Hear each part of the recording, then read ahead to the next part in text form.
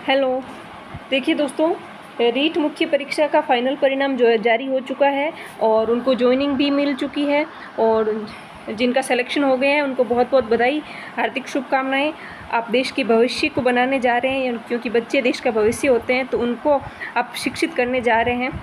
तो बहुत अच्छे से पढ़ाइएगा, अपनी ज़िम्मेदारी का बहुत अच्छे से निर्वहन कीजिएगा। आपको हार्दिक बधाई और शुभकामनाएं। लेकिन दूसरी तरफ आज मैं उस मैटर में बात करने आ रही हूँ कि जो असफल हुए बच्चे, जो बच्चे असफल हुए वो अब क्या करें, उनकी आगे की रणनीति क्या हो, असफल विद्यार्थी अब क्या करें। तो देखिए दोस्तों, सफलता और असफलता तो एक सिक्के के दो पहलू है।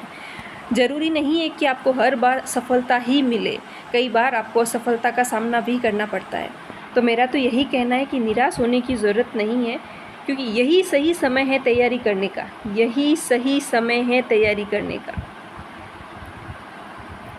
यही सही समय है तैयारी करने का। कैसे? क्योंकि अभी तक कोई भी भर्ती नहीं आई है, न फर्स्ट ग्रेड आई है न सेकंड ग्रेड, और दोनों ही बड़ी भर्तियां आने वाली है और दोनों ही भर्तियों का स्टूडेंट्स को बहुत बेसब्री से इंतज़ार है। कौन सी? फर्स्ट ग्रेड और सेकंड ग्रेड।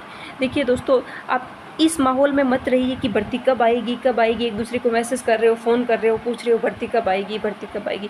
किसी को नहीं पता, ना आपको पता है, ना मुझे पता है, ना किसी और को पता है। आरपीसी जब चाहेगी तब भर्ती आएगी, आरपीसी जब चाहेगी तब एग्ज़ाम होगा। आपके और हमारे हाथ में नहीं है, आपके और हमारे हाथ में बस इतना ही है कि आप पढ़ाई करें। क्या करें? पढ़ाई। ठीक है। और अभी जो पढ़ाई होगी ना, वो एक बहुत ही अच्छे लेवल की पढ़ाई होगी, क्योंकि अभी भर्ती सामने नहीं। और जब भर्ती आ जाएगी, भर्ती आने के कुछ दिनों बाद आपकी डेट भी आ जाएगी कि इस डेट को आपका एग्ज़ाम है, और जब परीक्षा तिथि आ जाएगी ना, तब समय इतना जल्दी निकलता है कि जैसे अभी आ जाए अक्टूबर में और दे दे कि आपको एक बात बता रही हूँ, वैकेंसी आई हुई है और अभी बोल दे अक्टूबर में कि इस दिसंबर में आपका एग्ज़ाम होगा 2 महीने बाद। क्या कर लोगे आप 2 महीने में? 2 महीने में आप क्या उखाड़ लोगे? कुछ कर सकते हो? नहीं। मेरे हिसाब से तो कम से कम 7 से 8 महीने की तैयारी चाहिए होगी। चाहे फर्स्ट ग्रेड की तैयारी कर रहे हो, चाहे आप सेकंड ग्रेड की, कम से कम 7 से 8 महीने की तैयारी तो आपको चाहिए ही चाहिए। तो देखिए, आप अगर सेकंड ग्रेड की तैयारी करना चाहे तो सेकंड ग्रेड 1 को पकड़ लीजिए, या फर्स्ट ग्रेड की चाहे तो फर्स्ट ग्रेड को एक लक्ष्य निर्धारित कर लीजिए। ऐसा नहीं कि मैं फर्स्ट ग्रेड की भी कर लूँ, मैं सेकंड ग्रेड की भी कर लूँ, ऐसा नहीं हो सकता है ना।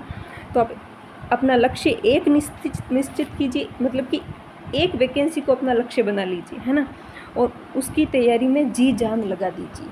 मतलब कि बुक्स को इतनी गहराई से पढ़िए, ज़्यादा बुक्स इकट्ठी नहीं करनी है, कुछ सेलेक्टेड बुक्स आपको अपने पास रखनी है, सेलेक्टेड मैटर रखना है, उसी को बार बार रिवाइज़ करना है, उसी को बार बार रिवाइज़ करना है। रिवीजन ही किसी भी सफलता का मूल आधार होता है। सफलता का मूल आधार रिवीजन होता है। आप एक बुक को पढ़ के रख दिया, हाँ ये बुक तो मैंने पढ़ के रख दी, आप उसको 1 महीना वापस छेड़ ही नहीं रहे हो। क्या मतलब आपकी वो बुक पढ़ने का? कोई मतलब नहीं है वो बुक पढ़ने का, क्योंकि वो चीज़ें आपको याद नहीं रहती है। अपनी मेमोरी इतनी नहीं होती है कि हम एक बार पढ़ने से चीज़ों को याद रख लें। 10-10 बार, 20-20 बार पढ़ना पड़ता है एक ही चीज़ को। और अपनी पढ़ाई में नियमितता बहुत ज़रूरी। देखो, नियमितता तो रखनी पड़ेगी। रेगुलरिटी नहीं होगी ना, तो आप 1 महीना जम के पढ़ रहे हो और बीच में 15 दिन गाँव चले गए, किसी शादी ब्याह में चले गए, फंक्शन में चले गए, नहीं, ऐसा नहीं। तो फिर वो 1 महीना पढ़ा हुआ बिल्कुल साफ, फिर से आपको 15 दिन बाद आपको फिर से जीरो से स्टार्ट करना पड़ेगा। 15 दिन बाद आपको जीरो से स्टार्ट करना पड़ेगा। तो एक तो सुबह जल्दी उठने की आदत डालिए। देखिए, सुबह जल्दी उठने से क्या होता है कि आप, जैसे आप, मैं तो बोल रही हूँ 6 बजे उठो, 7 बजे भले आप उठ गए और 10 बजे तक आपने अगर 2-3 घंटे पढ़ाई कर ली और फिर 10 बजे आप खाना वाना खाएं, 2-3 घंटे फिर रेस्ट कर ली, फिर भी आप मोटिवेट रहोगे अपने आप में कि हाँ, आज मैंने सुबह सुबह 2-3 घंटे पढ़ाई कर ली, मैंने 1 चैप्टर पढ़ लिया, मैंने 2 चैप्टर पढ़ लिए। वो खुद आपको मोटिवेट, वो चीज़ आपको मोटिवेट करेगी कि हाँ, अब और पढ़ना है मुझे। और आधा दिन आप लेट उठते हो, 8-9-10 बजे उठते हो, 12-1 बज गए खाना खाते खाते, फिर आपको लगेगा यार आधा दिन तो निकल गया। ऐसे सोचते सोचते शाम हो जाएगी, शाम हो गए, अब क्या करें, आज तो पूरा दिन चला गया, कुछ पढ़ाई नहीं की। तो ऐसा नहीं करना है ना। तो अपनी पढ़ाई में नियमितता रखनी है, एक तो नियमितता रखनी है, और एक सबसे ज़रूरी चीज़ है कि अपने आप को पॉजिटिव रखो, अपने आप को पॉजिटिव रखो, सकारात्मक रखो, अपने आप में सकारात्मकता रखो, अपने नज़रिए को सकारात्मक रखो। समझ गए? पॉजिटिविटी होना बहुत ज़रूरी है अपनी लाइफ में। सकारात्मक लोगों के संपर्क में रहिए। ऐसा नहीं है कि आप ऐसे लोगों के संपर्क में हो कि यार क्यों पढ़ाई कर रहे हो, इतने एग्ज़ाम दे दिए, इन क्यों माथापोड़ी करनी, नंबर तो आना नहीं है, पेपर आउट हो जाएंगे, वैकेंसी आनी नहीं है।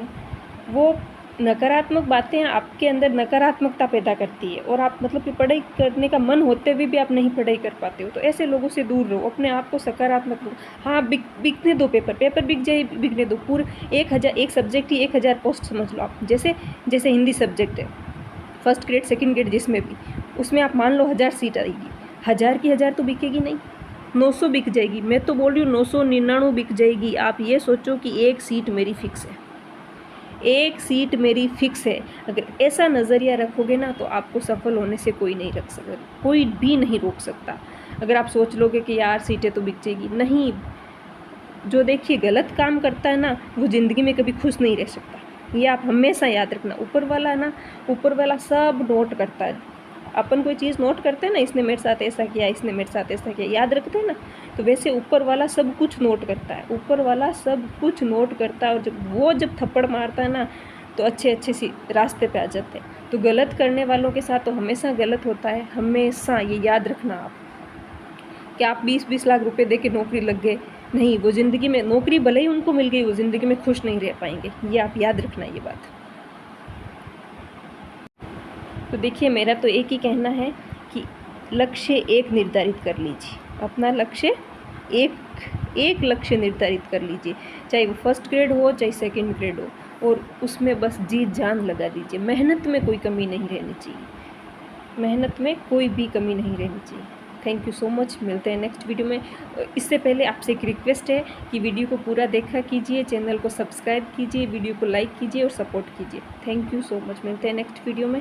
जय हिंद, जय भारत।